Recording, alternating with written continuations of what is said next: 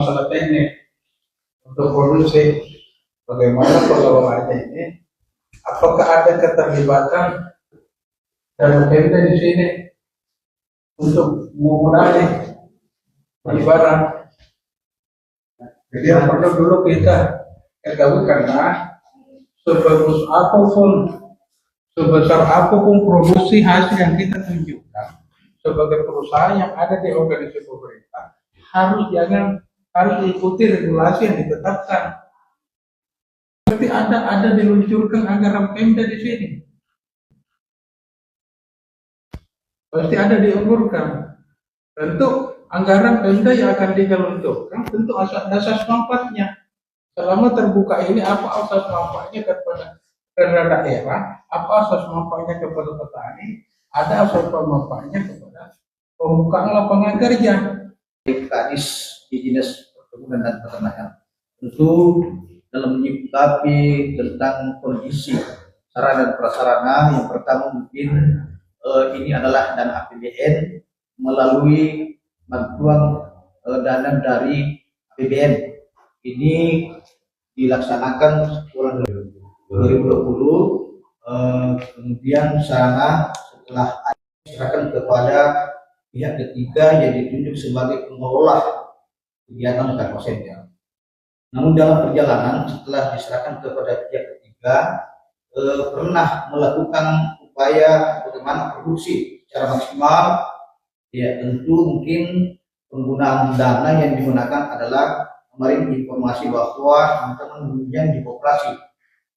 Ya, dana untuk dana dari pemerintah daerah, tentu pihak ketiga pasti bermohon untuk mengadakan sarana itu dan modal kerja yang dilakukan, sehingga pada akhirnya karena mungkin pemodal juga semakin hari, karena ini kan pangsa pasar.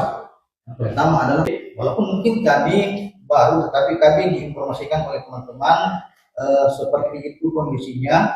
Kemudian pada saat pengolahan teman-teman sudah berkomitmen dengan Adnan Syariah, ya, Adnan Syariah, ya, suatu pihak untuk menjadi pemodal. Pernah dilakukan pelatihan sekaligus dicoba teknis pelaksanaan untuk pembuatan produksi kakao, bubuk kakao dan semacamnya. Ini sudah dipanggilkan apa semua, tetapi kendala setelah itu karena dari segi permodalan, segi harga yang tidak ada yang membeli atau semacam pemasarannya, inilah mungkin kendalanya pada saat itu.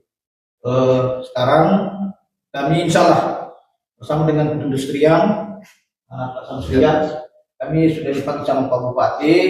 Jadi insya Allah karena ada bantuan dari provinsi untuk kegiatan selanjutnya, diserahkan kepada Industrian untuk mengelola hilirisasi industri hilirisasi kakao yang ada di Karposenter ini.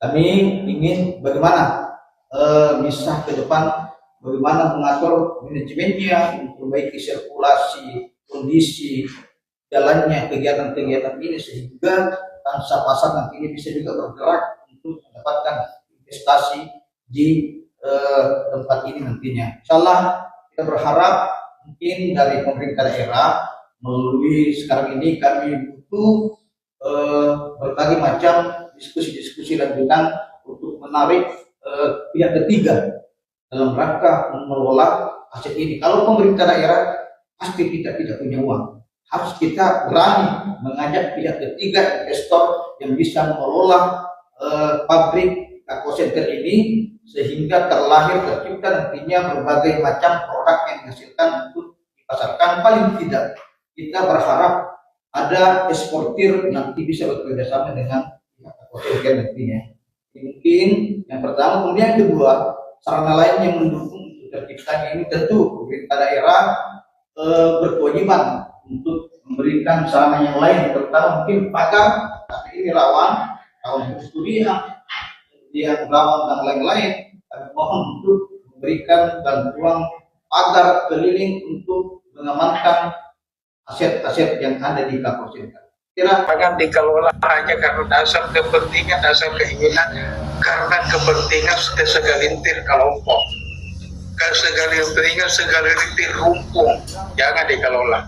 Saya memegang amanah sebagai memonitor, mengawasi, ini saya tidak akan diam